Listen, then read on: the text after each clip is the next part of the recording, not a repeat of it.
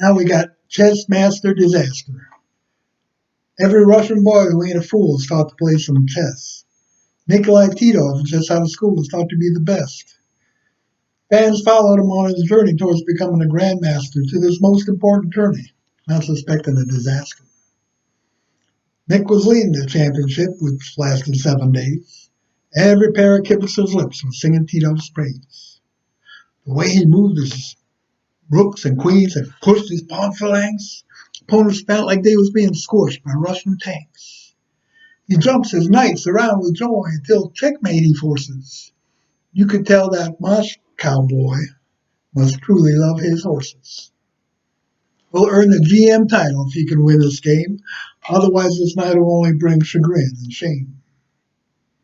Chess clocks were ticking. Last round started after dinner. Smart money was picking Nikolai to be the winner. He didn't want to sweat the show. His opponent sat there grinning. Titov faced his toughest foe, the dread Sergei Dobrynin. As Nikolai began the bout, seemed in the groove, not hassled. He calmly brought his pieces out. On the seventh move, he castled.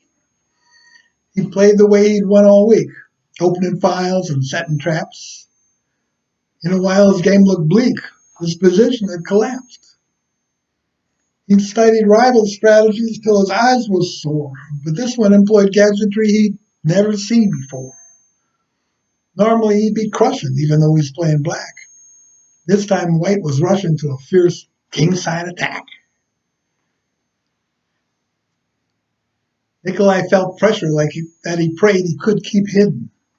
Sergei grinned like a Cheshire cat who'd eat something forbidden. Nick's pieces had no place to go. Where had he gone wrong?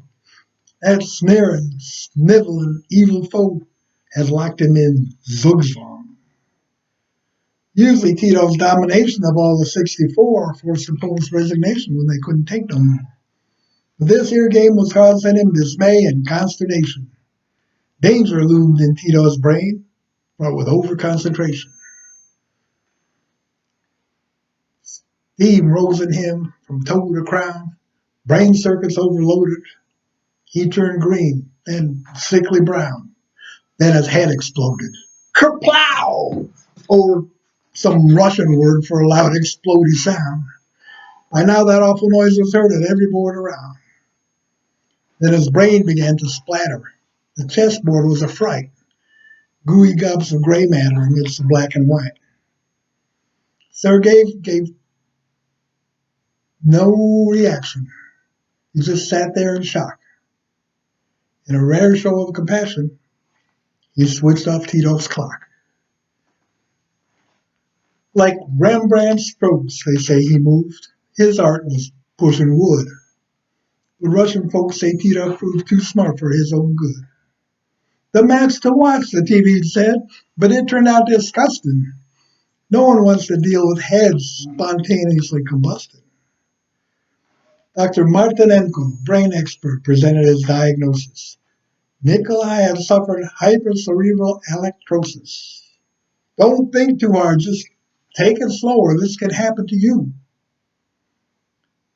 The Weekly World News said so, so you know it must be true. Thank you.